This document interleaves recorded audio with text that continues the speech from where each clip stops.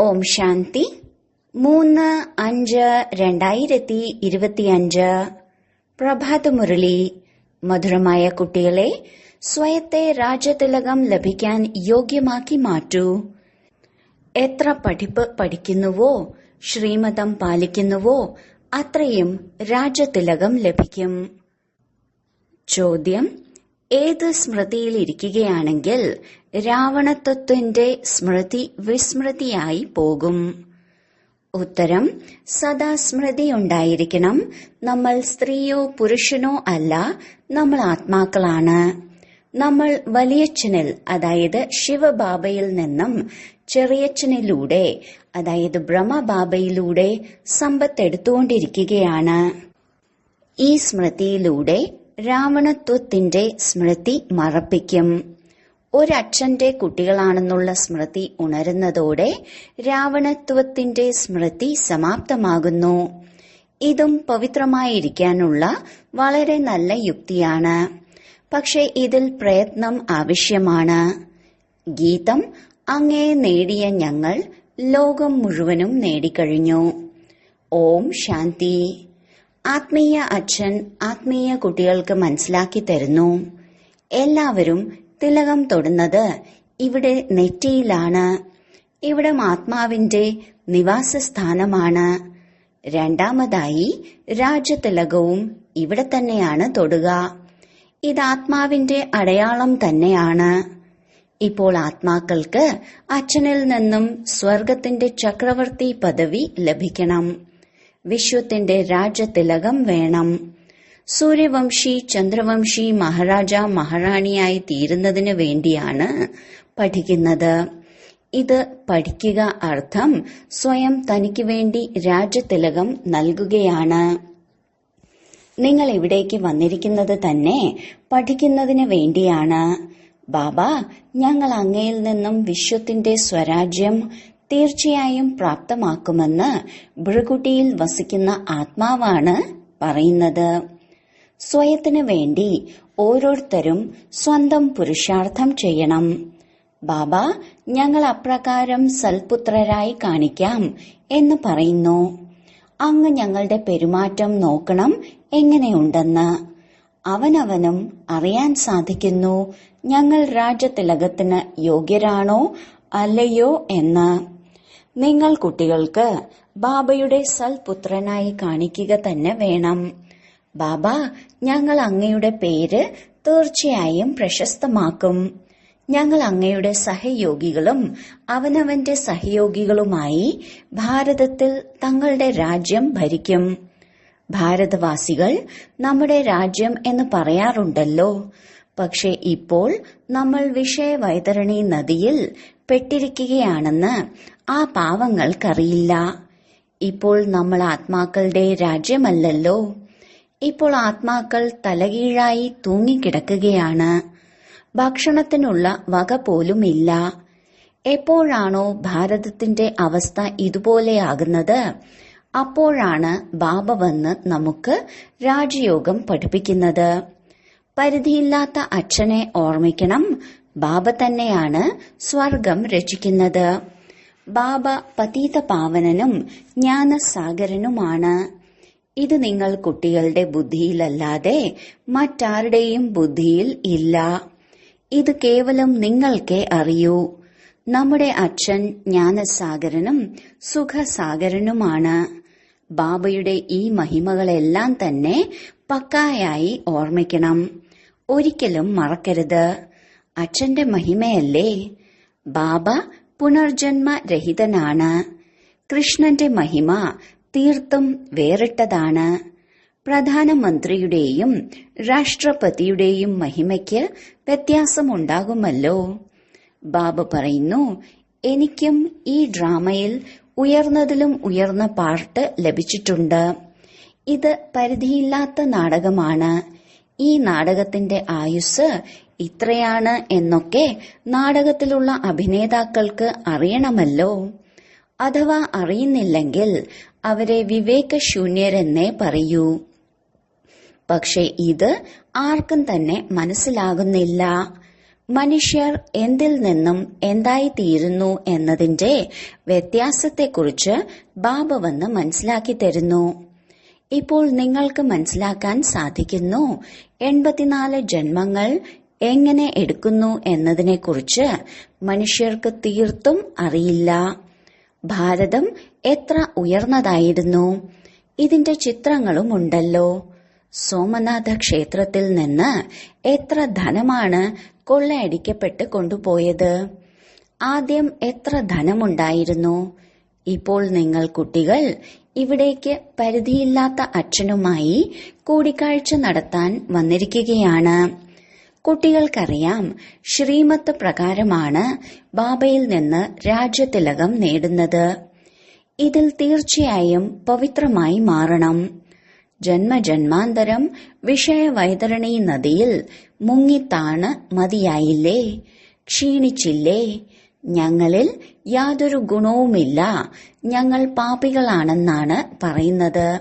അപ്പോൾ തീർച്ചയായും എപ്പോഴോ ഒരിക്കൽ ഗുണമുണ്ടായിരുന്നു, ഇപ്പോഴില്ല. ഇപ്പോൾ നിങ്ങൾക്ക് മനസ്സിലായി, നമ്മൾ വിശ്വത്തിന്റെ അധികാരികളായിരുന്നു, സർവഗുണ സമ്പന്നരായിരുന്നു. ഇപ്പോൾ നമ്മളിൽ ഗുണങ്ങളൊന്നുമില്ല. ഇതും ബാബ തന്നെയാണ് മനസ്സിലാക്കി തന്നത്. കുട്ടികളുടെ രചയിതാവ് അച്ഛനാണ്. അപ്പോൾ അച്ഛന് തന്നെ എല്ലാ കുട്ടികളുടെ മേലും ദയ തോന്നുന്നു. ബാബ പറയുന്നു, ഡ്രാമയിൽ എന്റെ പാർട്ടും ഇതുതന്നെയാണ്. എത്രത്തോളം തമോപ്രധാനമായിരിക്കുന്നു. അസത്യം, പാപം, ലഹള എന്തെല്ലാമാണ്. നമ്മൾ ഒരു സമയത്ത് വിശ്വത്തിന്റെ അധികാരികൾ, ഡബിൾ കിരീടധാരികളായിരുന്നു എന്ന് എല്ലാ ഭാരതവാസികളായ കുട്ടികളും മറന്നുപോയി. ബാബ അവർക്ക് സ്മൃതി ഉണർത്തുകയാണ്. നിങ്ങൾ ആദ്യം വിശ്വത്തിന്റെ അധികാരികളായിരുന്നു, പിന്നീട് 84 ജന്മങ്ങളെടുത്ത് താഴേക്ക് വന്നിരിക്കുകയാണ്. നിങ്ങൾ 84 ജന്മങ്ങളെക്കുറിച്ച് മറന്നു കഴിഞ്ഞു. 84 ജന്മത്തിനു പകരം 84 ലക്ഷം ജന്മങ്ങളാണ് നൽകിയിരിക്കുന്നത്. എത്ര അത്ഭുതമാണ്! കൽപ്പത്തിന്റെ ആയുസ് ലക്ഷക്കണക്കിന് വർഷങ്ങളാണെന്നും പറഞ്ഞു. എത്ര ഘോര അന്ധകാരമാണ്, എത്ര അസത്യമാണ്. ഭാരതം തന്നെയായിരുന്നു സത്യഖണ്ഡം. ഇപ്പോൾ അതേ ഭാരതം അസത്യഖണ്ഡമായി തീർന്നിരിക്കുന്നു. ആരാണ് സത്യഖണ്ഡം സ്ഥാപിച്ചത്, അസത്യഖണ്ഡം ആര് സ്ഥാപിച്ചു എന്നുള്ളത് ആർക്കും തന്നെ അറിയില്ല. രാവണനെക്കുറിച്ചും ആർക്കും അറിയില്ല. ഭക്തർ രാവണനെ കത്തിക്കാറുണ്ട്. ധാർമ്മിക ചിന്താഗതിയുള്ള ഏതെങ്കിലും മനുഷ്യനോട് നിങ്ങൾ ചോദിക്കൂ, മനുഷ്യർ എന്തെല്ലാമാണ് ചെയ്തുകൊണ്ടിരിക്കുന്നത്? സ്വർഗം, പാരഡൈസ് എന്നെല്ലാം പറയുന്ന സത്യയുഗത്തിൽ എങ്ങനെ ചെകുത്താനായ രാവണൻ വന്നു? നരകത്തിലെ മനുഷ്യർക്ക് എങ്ങനെ സ്വർഗത്തിൽ സ്ഥാനം ലഭിക്കുന്നു? അപ്പോൾ ഇതെല്ലാം തെറ്റാണെന്ന് അവർ മനസ്സിലാക്കും. നിങ്ങൾക്ക് രാമരാജ്യത്തിന്റെ ചിത്രം വെച്ചു പറഞ്ഞ് കൊടുക്കുവാൻ സാധിക്കും. ഇതിൽ രാവണൻ എവിടെ നിന്ന് വരാനാണ്? നിങ്ങൾ മനസ്സിലാക്കി കൊടുത്താലും അവർ മനസ്സിലാക്കില്ല. വളരെ വിരളം പേരെ ഇത് കേൾക്കൂ. നിങ്ങൾ വളരെ കുറച്ചു പേർ മാത്രമേ ഉള്ളൂ. അതും മുന്നോട്ടു പോകവേ ഇതിൽ എത്ര പേരുണ്ടാകുമെന്ന് നോക്കണം. അപ്പോൾ ബാബു മനസ്സിലാക്കി തന്നു, ആത്മാവിന്റെ ചെറിയ അടയാളവും ഇവിടെ തന്നെയാണ് കാണിക്കുന്നത്. വലിയ അടയാളമാണ് രാജതിലകം. ഇപ്പോൾ ബാബ വന്നിരിക്കുകയാണ്. എങ്ങനെ അവനവന് വലിയ തിലകം, അതായത് രാജതിലകം നൽകാൻ സാധിക്കും? നിങ്ങൾ എങ്ങനെയാണ് സ്വരാജ്യം പ്രാപ്തമാക്കുക? ഈ വഴിയെല്ലാം ബാബ മനസ്സിലാക്കി തരികയാണ്. അതിന്റെ പേരാണ് രാജയോഗം. രാജയോഗം പഠിപ്പിക്കുന്നത് ഒരേ ഒരു ബാബയാണ്. കൃഷ്ണനെ ഒരിക്കലും അച്ഛൻ എന്ന് പറയാൻ സാധിക്കില്ല. കൃഷ്ണൻ ചെറിയ കുട്ടിയാണ്. രാധയുമായി സ്വയംവരം നടക്കുമ്പോൾ അവർക്ക് ഒരു കുട്ടി ഉണ്ടാകുന്നു. ബാക്കി കൃഷ്ണന് ഇത്രയും റാണിമാരുണ്ടെന്ന് പറയുന്നതെല്ലാം അസത്യമാണ്. പക്ഷെ ഇതും ഡ്രാമയിൽ അടങ്ങിയിട്ടുള്ളതാണ്. ഇങ്ങനെയുള്ള കാര്യങ്ങൾ വീണ്ടും കേൾക്കും. നമ്മൾ ആത്മാക്കൾ എങ്ങനെ മുകളിൽ നിന്ന് വന്ന് പാട്ടഭിനയിക്കുന്നു എന്ന് ഇപ്പോൾ നിങ്ങൾ കുട്ടികളുടെ ബുദ്ധിയിലുണ്ട്. ഒരു ശരീരം ഉപേക്ഷിച്ച് മറ്റൊന്ന് എടുക്കുന്നു. ഇത് വളരെ സഹജമാണ്. കുട്ടികൾ ജനിച്ചാൽ അവർക്ക് എന്തെല്ലാം പറയണമെന്ന് പഠിപ്പിച്ചു കൊടുക്കുന്നു. പഠിപ്പിച്ചു കൊടുക്കുമ്പോഴാണ് അവർ പഠിക്കുന്നത്. ബാബ നിങ്ങളെ എന്തെല്ലാമാണ് പഠിപ്പിക്കുന്നത്? കേവലം അച്ഛനെയും സമ്പത്തിനെയും ഓർമ്മിക്കാനായി മാത്രം പറയുന്നു. അങ്ങ് മാതാപിതാവാണെന്നുള്ള മഹിമ പാടുന്നു. സുഖത്തിന്റെ സമ്പത്ത് ലഭിക്കുന്നതിനായി ആത്മാവാണ് പാടുന്നത്. ശിവബാബയാണ് നമ്മെ പഠിപ്പിക്കുന്നതെന്ന് നിങ്ങൾ കുട്ടികൾക്കറിയാം. ഇവിടെ നിങ്ങൾ ശിവബാബയുടെ അടുത്താണ് വന്നിരിക്കുന്നത്. ഭാഗീരഥൻ എന്ന് പറയുന്നത് മനുഷ്യരഥത്തെയാണ്. ഇതിൽ പരമപിതാവായ പരമാത്മാവാണ് പ്രവേശിച്ചിട്ടുള്ളത്. പക്ഷെ രഥത്തിന്റെ പേര് എന്താണ്? ബ്രഹ്മാവ് തന്നെയാണ് പേര് എന്നുള്ളത് നിങ്ങൾ കുട്ടികൾക്ക് ഇപ്പോൾ അറിയാം. കാരണം ബ്രഹ്മാവിലൂടെയാണ് ബ്രാഹ്മണരെ രക്ഷിക്കുന്നത്. ആദ്യം ഉണ്ടാകുന്നത് ബ്രാഹ്മണരാകുന്ന കുടുംബികളാണ്. പിന്നീടാണ് ദേവതകൾ. ആദ്യം വേണ്ടത് ബ്രാഹ്മണരാണ്. അതുകൊണ്ടാണ് വിരാട്ട രൂപത്തിലും കാണിച്ചിരിക്കുന്നത്.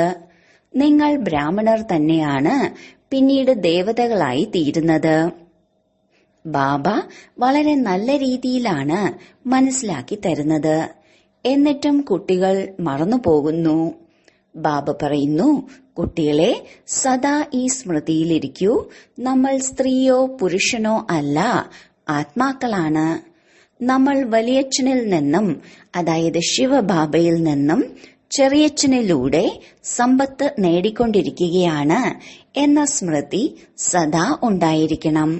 എങ്കിൽ രാവണത്വത്തിൽ നിന്ന് മുക്തമാകുന്നു. ഇതാണ് പവിത്രമായി ഇരിക്കാനുള്ള വളരെ നല്ല യുക്തി. ബാബയുടെ അടുത്തേക്ക് ധാരാളം ദമ്പതികൾ വരുന്നുണ്ട്.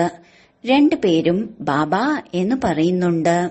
നമ്മൾ ഒരച്ഛന്റെ കുട്ടികളാണെന്നുള്ള സ്മൃതി ലഭിച്ചുവെങ്കിൽ രാവണത്വത്തിന്റെ സ്മൃതി ഇല്ലാതാക്കണം. ഇതിൽ പ്രയത്നം ആവശ്യമാണ്. പ്രയത്നം കൂടാതെ ഒന്നും തന്നെ ലഭിക്കില്ല. നമ്മൾ ബാബയുടേതായി തീർന്നിരിക്കുകയാണ്. അതുകൊണ്ട് ബാബയെ തന്നെ ഓർമ്മിക്കണം. ബാബയും ഇതുതന്നെയാണ് പറയുന്നത്, എന്നെ ഓർമ്മിക്കൂ, എന്നാൽ വികർമ്മം നശിക്കും. 84 ജന്മത്തിന്റെ കഥ വളരെ സഹജമാണ്. ബാക്കി ബാബയെ ഓർമ്മിക്കുന്നതിലാണ് മുഴുവൻ പ്രയത്നവും. ബാബ പറയുന്നു, കുറഞ്ഞത് 8 മണിക്കൂറെങ്കിലും ഓർമ്മയിലിരിക്കാനുള്ള പുരുഷാർത്ഥം ചെയ്യൂ. 1 നാഴിക, അരനാഴിക ക്ലാസ്സിലേക്ക് വരികയാണെങ്കിൽ സ്മൃതിയിൽ വരുന്നു, അച്ഛനാണ് നമ്മെ പഠിപ്പിക്കുന്നത്. ഇപ്പോൾ നമ്മൾ ബാബയുടെ സന്മുഖത്താണ്. ബാബ കുട്ടികളെ കുട്ടികളെ എന്ന് പറഞ്ഞാണ് മനസ്സിലാക്കി തരുന്നത്. നിങ്ങൾ കുട്ടികൾ കേൾക്കുന്നു. ബാബ പറയുന്നു, മോശമായത് കാണരുത്, കേൾക്കരുത്. ഇതെല്ലാം തന്നെ ഇപ്പോഴത്തെ കാര്യങ്ങളാണ്. ഇപ്പോൾ നിങ്ങൾ കുട്ടികൾക്കറിയാം, നമ്മൾ ജ്ഞാനസാഗരനായ ബാബയുടെ സന്മുഖത്തേക്ക് വന്നിരിക്കുകയാണ്. ജ്ഞാനസാഗരനായ ബാബ മുഴുവൻ സൃഷ്ടിയുടെയും ജ്ഞാനം കേൾപ്പിച്ചു തരുന്നു. ഈ ജ്ഞാനം ആര് ഉൾക്കൊണ്ടോ ഇല്ലയോ എന്നുള്ളത് അവരവർക്കനുസരിച്ചിരിക്കും. ബാബ വന്ന് നമുക്ക് ജ്ഞാനം നൽകിക്കൊണ്ടിരിക്കുകയാണ്. നാം ഇപ്പോൾ രാജയോഗം പഠിക്കുന്നു. ഇതിനുശേഷം ശാസ്ത്രങ്ങളുടെയോ ഭക്തിയുടെയോ അംശം പോലും ഉണ്ടാകില്ല. ഭക്തിമാർഗത്തിൽ അല്പം പോലും ജ്ഞാനം ഉണ്ടാകില്ല. ജ്ഞാനമാർഗത്തിൽ ഭക്തിയുടെ അംശം ലേശം പോലും ഉണ്ടാകില്ല. ജ്ഞാനസാഗരനായ ബാബ വന്നാലേ ജ്ഞാനം കേൾപ്പിക്കൂ. ജ്ഞാനം സദ്ഗതിക്ക് വേണ്ടിയാണ്. സദ്ഗതി ദാതാവ് ഒരേ ഒരു ഭഗവാനാണ്. എല്ലാവരും വിളിക്കുന്നതും ഒരേ ഒരു പതിത പാവനനെയാണ്. മറ്റാരെയും പതിത പാവനൻ എന്ന് പറയില്ല. ഇപ്പോൾ ബാബയിലൂടെ നിങ്ങൾ കുട്ടികൾ സത്യമായ കാര്യങ്ങൾ കേട്ടുകൊണ്ടിരിക്കുകയാണ്. ബാബ പറയുന്നു, കുട്ടികളെ, ഞാൻ നിങ്ങളെ എത്ര ധനവാനാക്കി മാറ്റിയിരിക്കുന്നു. 5000 വർഷങ്ങളുടെ കാര്യമാണ്. നിങ്ങൾ ഡബിൾ കിരീടധാരികളായിരുന്നു. പവിത്രതയുടെയും കിരീടമുണ്ടായിരുന്നു.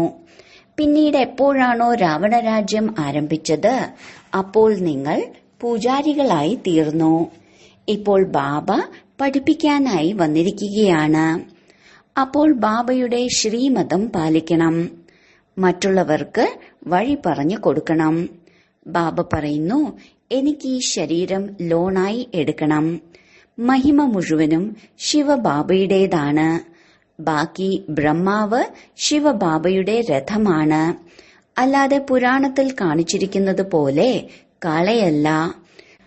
കടപ്പാട് മുഴുവനും ശിവബാബയ്ക്കാണ്. ബാബയാണ് നിങ്ങൾക്ക് കേൾപ്പിച്ചു തരുന്നത്. ഞാൻ, അതായത് ബ്രഹ്മബാബ, ഇടയിൽ കേൾക്കുന്നു. എനിക്ക് മാത്രം ഒറ്റയ്ക്ക് കേൾപ്പിച്ചു തരാൻ സാധിക്കില്ലല്ലോ. നിങ്ങൾക്ക് കേൾപ്പിച്ചു തരുമ്പോൾ ഞാനും കേൾക്കുന്നു എന്ന് മാത്രം.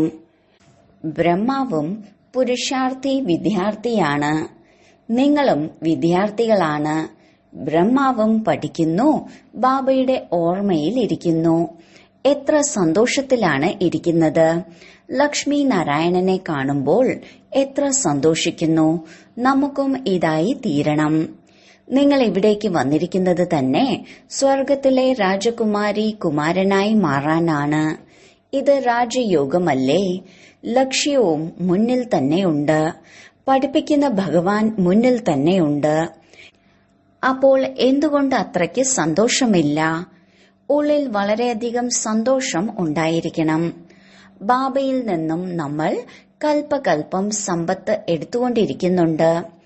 ഇവിടെ നമ്മൾ ജ്ഞാനസാഗരന്റെ അടുത്തേക്കാണ് വരുന്നത്, അല്ലാതെ വെള്ളത്തിന്റെ കാര്യമല്ല. ഇവിടെ ബാബ നമുക്ക് സന്മുഖത്ത് മനസ്സിലാക്കി തരുന്നു. നിങ്ങൾ ദേവതയാകുന്നതിന് വേണ്ടിയുള്ള പഠിപ്പാണ് പഠിക്കുന്നത്. ഇപ്പോൾ നമ്മൾ വീട്ടിലേക്ക് പോകുന്നു എന്ന സന്തോഷം നിങ്ങൾക്കുണ്ടായിരിക്കണം. ഇപ്പോൾ ആര് എത്രത്തോളം പഠിക്കുന്നുവോ അത്രയ്ക്കും ഉയർന്ന പദവി ലഭിക്കുന്നു. ഓരോരുത്തർക്കും അവരവരുടേതായ പുരുഷാർത്ഥം ചെയ്യണം. ഒരിക്കലും ഹൃദയ നൈരാശ്യം ഉണ്ടാകരുത്. വളരെ വലിയ ലോട്ടറിയാണ് ലഭിച്ചിരിക്കുന്നത്. ഇതെല്ലാം മനസ്സിലാക്കിയിട്ടും ചില കുട്ടികൾ ആശ്ചര്യപ്പെടുത്തിക്കൊണ്ട് ഓടിപ്പോയി പഠിപ്പ് ഉപേക്ഷിക്കുന്നു. മായ എത്ര ശക്തിശാലിയാണ്! ശരി, വളരെ കാലത്തെ വേർപാടിന് ശേഷം തിരിച്ചു കിട്ടിയ മധുരമധുരമായ കുട്ടികളെ പ്രതി മാതാവും പിതാവുമായ ബാബ്ദാദയുടെ സ്നേഹസ്മരണയും പുലർക്കാല വന്ദനവും. ആത്മീയ അച്ഛന്റെ ആത്മീയ കുട്ടികൾക്ക് നമസ്കാരം. ധാരണയ്ക്കുള്ള മുഖ്യസാരം: 1. സ്വയത്തെ രാജ്യതിലകം നൽകാൻ യോഗ്യരാക്കി മാറ്റണം. സൽപുത്രനായ കുട്ടിയായി തെളിവ് നൽകണം. പെരുമാറ്റം വളരെ രാജകീയമായിരിക്കണം. ബാബയുടെ പൂർണ്ണ സഹയോഗികളായിരിക്കണം. 2. നമ്മൾ വിദ്യാർത്ഥികളാണ്. നമ്മെ ഭഗവാനാണ് പഠിപ്പിക്കുന്നത്. ഈ സന്തോഷത്തോടെ പഠിപ്പ് പഠിക്കണം. ഒരിക്കലും പുരുഷാർത്ഥത്തിൽ ഹൃദയ നൈരാശ്യം ഉണ്ടാകരുത്. വരദാനം: തന്റെ അധികാരത്തിന്റെ ശക്തിയിലൂടെ ത്രിമൂർത്തി രചനയെ സഹയോഗിയാക്കി മാറ്റുന്ന മാസ്റ്റർ രചയിതാവായി ഭവിക്കട്ടെ. ത്രിമൂർത്തി ശക്തികളായ മനസ്സ്, ബുദ്ധി, സംസ്കാരം താങ്കൾ മാസ്റ്റർ രചയിതാവിന്റെ രചനകളാണ്. ഇവയെ തന്റെ അധികാരത്തിന്റെ ശക്തിയിലൂടെ സഹയോഗിയാക്കി മാറ്റൂ. എങ്ങനെയാണോ രാജാവ് സ്വയം ജോലിയൊന്നും ചെയ്യുന്നില്ല, മറ്റുള്ളവരെ കൊണ്ട് ചെയ്യിക്കുന്നു, ചെയ്യുന്ന രാജസേവകൻ വേറെയുണ്ടാകും, അതുപോലെ ആത്മാവും ചെയ്യിപ്പിക്കുന്നവനാണ്. ചെയ്യുന്നത് ഈ വിശേഷ ത്രിമൂർത്തികളാണ്. അതിനാൽ മാസ്റ്റർ രചയിതാവിന്റെ വരദാനം സ്മൃതിയിൽ വെച്ച് ത്രിമൂർത്തി ശക്തികളെയും സാകാര കർമ്മേന്ദ്രിയങ്ങളെയും ശരിയായ മാർഗത്തിലൂടെ നടത്തിക്കൂ. സ്ലോഗൻ: അവ്യക്ത പാലനയുടെ വരദാനത്തിന്റെ അധികാരം എടുക്കുന്നതിന് വേണ്ടി സ്പഷ്ടവാദിയാകൂ. അവ്യക്ത സൂചന: ആത്മീയ രാജകീയതയുടെയും പവിത്രതയുടെയും വ്യക്തിത്വം ധാരണ ചെയ്യൂ. പവിത്രത കേവലം ബ്രഹ്മചര്യമല്ല, അത് അടിത്തറയാണ്. എന്നാൽ അതിനോടൊപ്പം 4 വേറെയുമുണ്ട്. ക്രോധം അതിന്റെ എല്ലാ കൂട്ടുകാരുമുണ്ട്.